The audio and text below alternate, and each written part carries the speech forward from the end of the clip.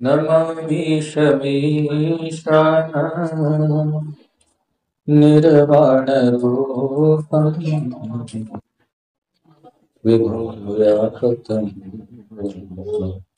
वेदस्वरूपम् निजं निर्गुणं निर्विकल्पम्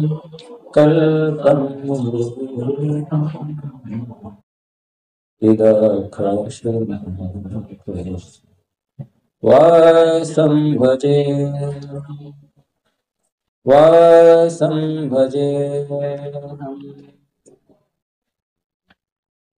हरः ॐ ज्ञानसिद्धं तपःसिद्धं सर्वसिद्धं शिवप्रदं स्वयं सिद्धमहं वन्दे सिद्धारूढयतीश्वरम्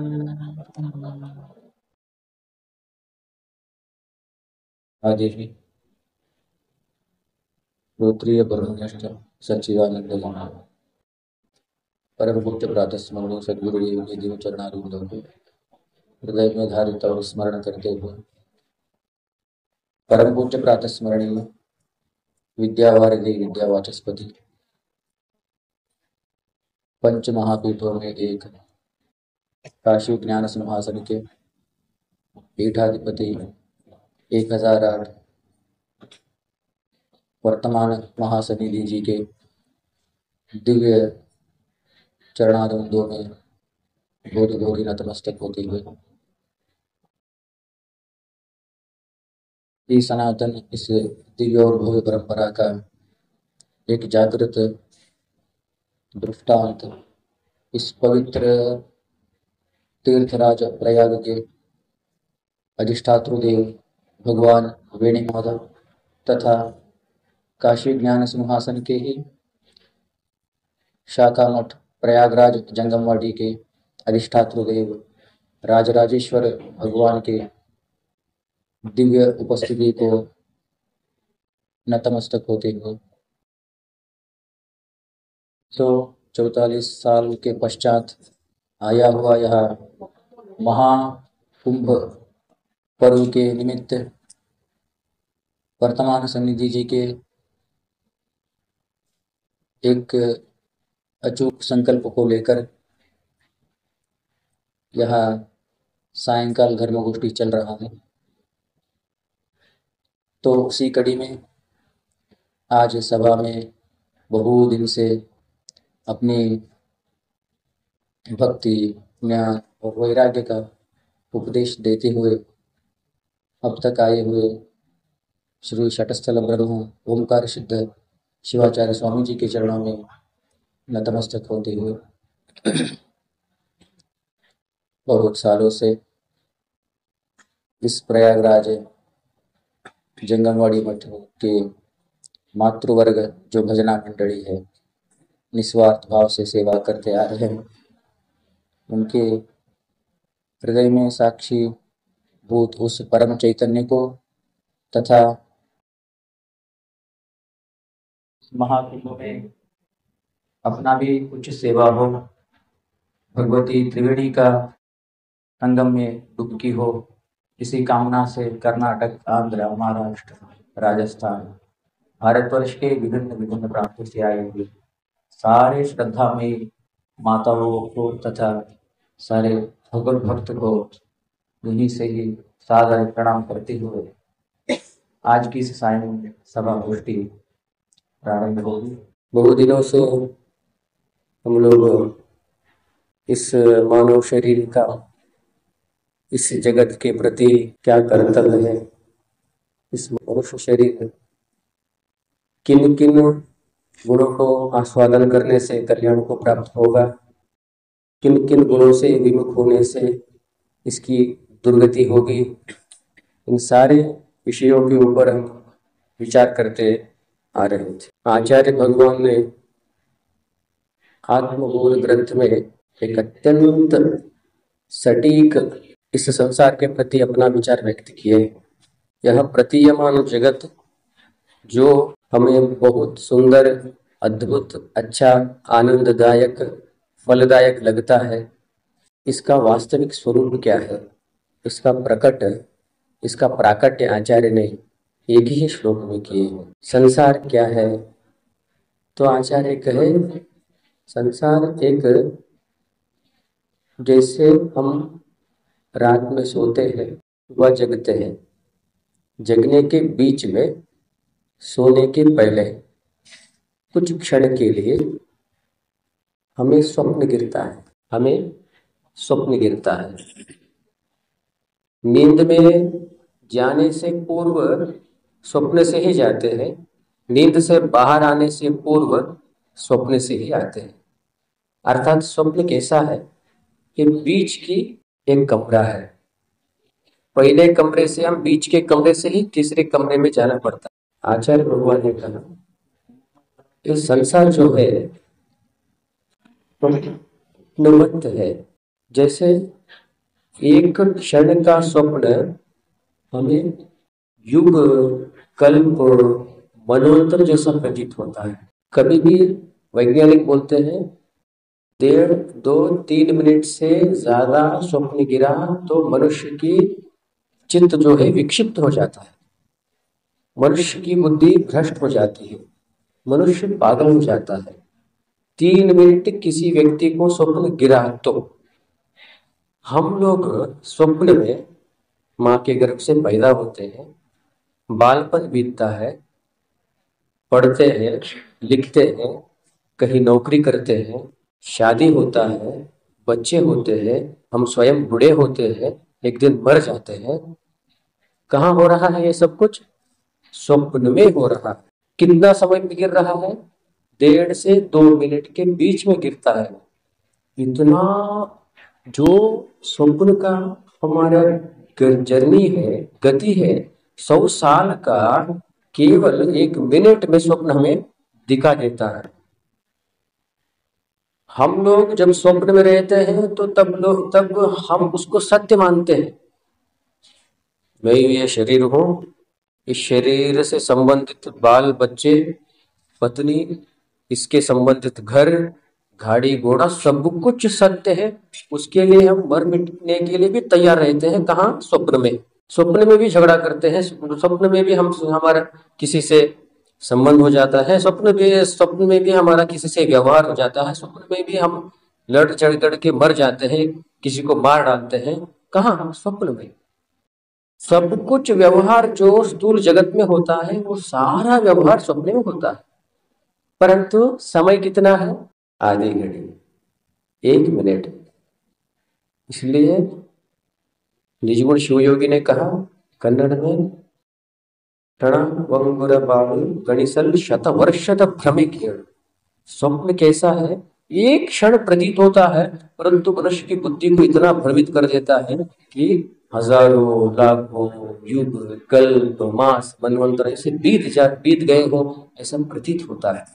उठने पर है नहीं, कहाँ गया पता नहीं। किसी को ऐसा स्वप्न गिरा, ऐसा मान लीजिए एक रंग था, भिखारी था, भिखारी को ऐसा पता चला कि यह भिखारी बगल के राज्य के बड़े पत्नी के बेटा था, बचपन में गुम गया था। उसको लेकर पट्टाभिषेक कर सिंहासन के ऊपर बिठा दिए।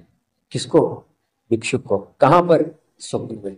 बहुत भोग वैभव हो गए, सारे आस्थान उसके चरणों में आ गए, इर्द गिर्द के सारे राजाओं से लड़ झगड़ के पूरे साम्राज्य को अपने अधीन कर लिया, चक्रवर्ती बन गया। कहाँ? स्वप्न में। कोई बगल वाले ही सो रहा था ना वहीं पर, कहाँ पर? फुटपाथ में सो रहा था, स्वप्न गिरा है। कहाँ पर? स्वप्न में राजा बन गया है, चक्रवर्ती बन गया है, अभी तो फुटपाथ पे है।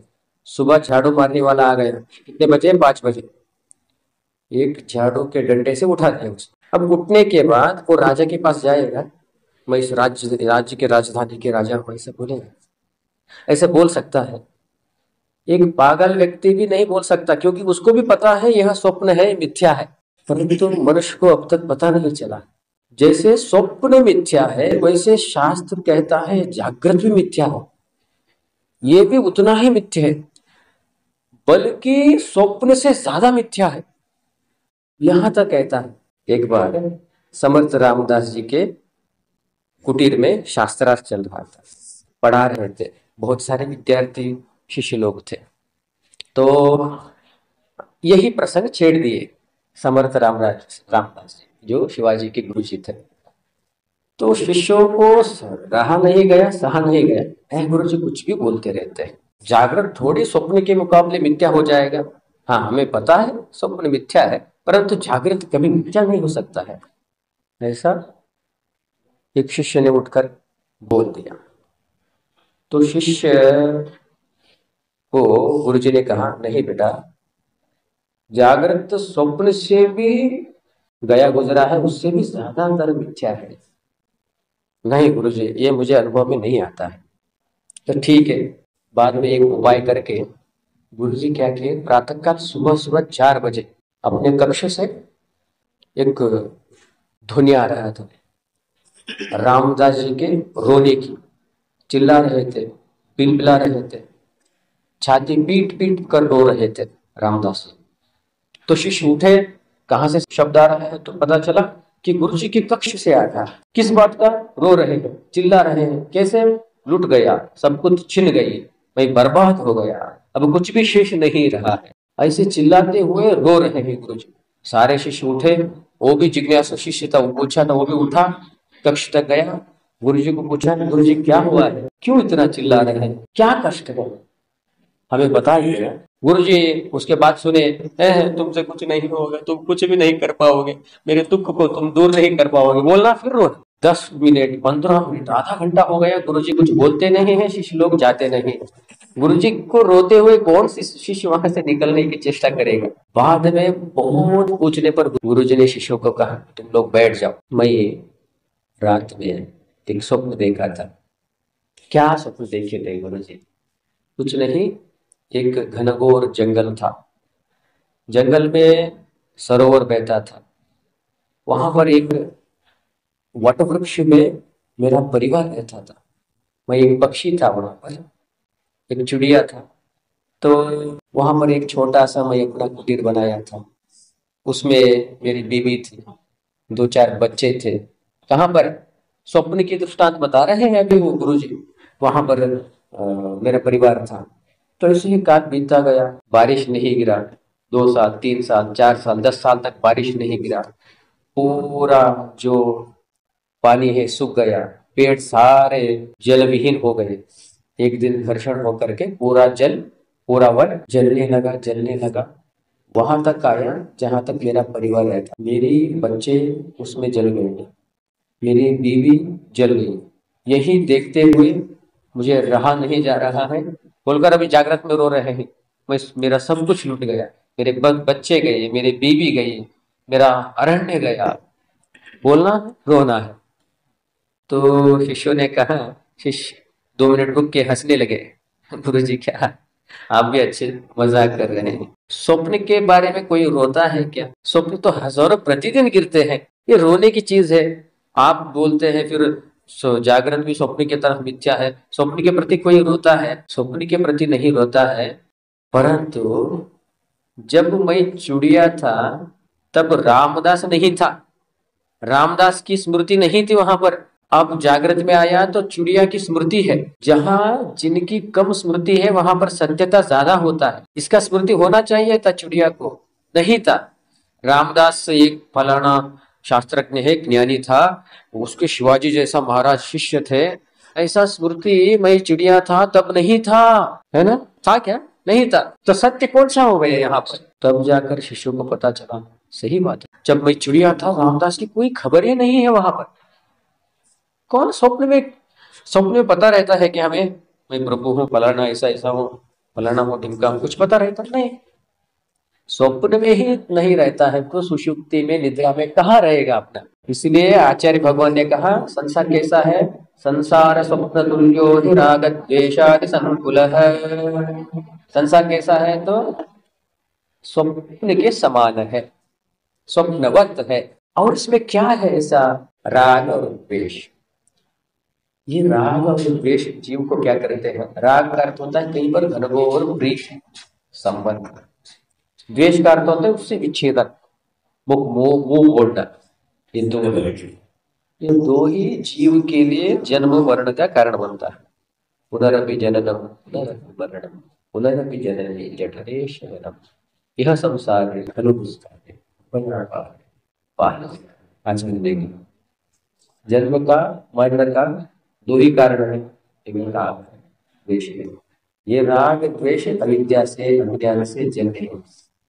अविद्या काम और कर्म से ये उत्पन्न होते हैं, फलते हैं, फूलते हैं, संसार बढ़ाते हैं, दुख को बढ़ाते हैं, अविद्या को बढ़ाते हैं, परमात्मा से ईश्वर से हमें दूर ले जाते हैं, सुदूर ले जाते हैं, वहां तक जाके छोड़ते हैं जहां से ईश्वर की कोई गंध भी नहीं आता। ऐसे ऐसे नरक रूपी योनियों में छोड़ते हैं, वहां ना ईश्वर का, न संतोष का, न आनंद का कुछ खबर नहीं होता। बस चहुं ओर दुख ही दुख। जैसे समुद्र में चहुं ओर पानी ही पानी होता है, वैसे जहां राग द्वेष का एक श्रृंखला है, वहां पर चहुं ओर क्या होता है? दुख, भरपूर दुख होता है। इस दुख से छूटने का उपाय शास्त्रों ने बहुत बार कहा है, हम लोग बहुत दिन से यही चर्चा कर रहे हैं। बुद्ध भगवान ने भी इसका अपना ही एक ढंग से 4 सूत्र दिए। दुख है, दुख संसार में है ना, दुख है तो दुख से निवृत्ति करने का एक मार्ग है। दुख है, दुख से छूटने का एक मार्ग है ना, और वह दुख जो है निवारण कर सकते हैं किससे? गुरु शास्त्र, इससे उस दुख का हम लोग निवारण कर सकते हैं। और उस दुख से कुछ हद तक, पीरियड तक, कुछ समय तक उसको हम निरोध कर सकते हैं। दुख है, दुख का निवारण का एक कारण है, अर्थात उसकी निवृत्ति का कारण है। उसको भगवान बुद्ध ने कहा समुदय, समुदय बोल दिया।